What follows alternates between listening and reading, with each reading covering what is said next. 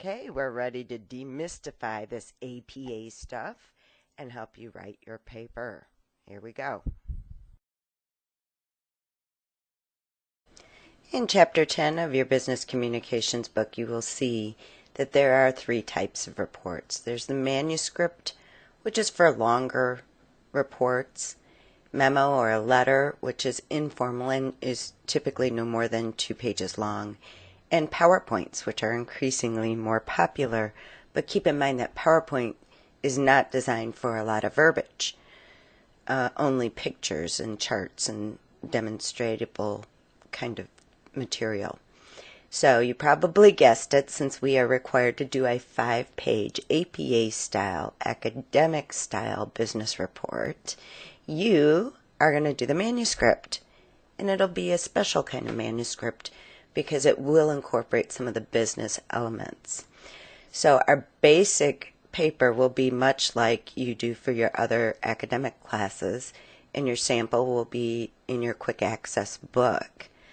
But we will add some business twists to it, such as talking headers, charts, and transmittal memos.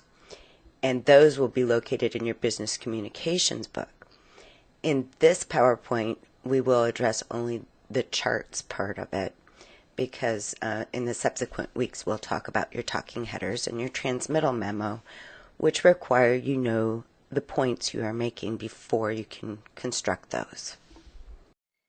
But we have good news. You already have a lot of the key components to this piece. You began already with your title page, which should by now look a lot like the sample in our quick access book. And I want to remind you to please update every time we draft this, and we're going to do at least 2 drafts. You will want to update the date. This is important because in the business world and in our world, we really need to know we have the most current version. We're looking at the right version. And so that date's going to be our clue. You already did your major sections, and you can see on page and in your business communications book, those are required for business reports as well as APA academic style papers.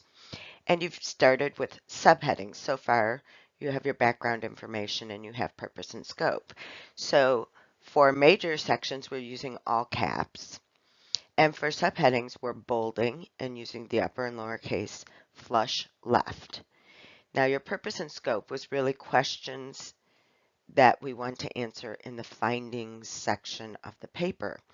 And this will double as a table of contents for us. So that's why we're not doing a table of contents.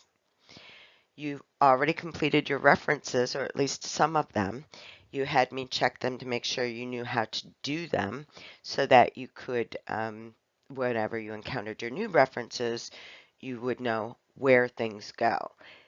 There's a reason that we did these references before we even began writing the paper.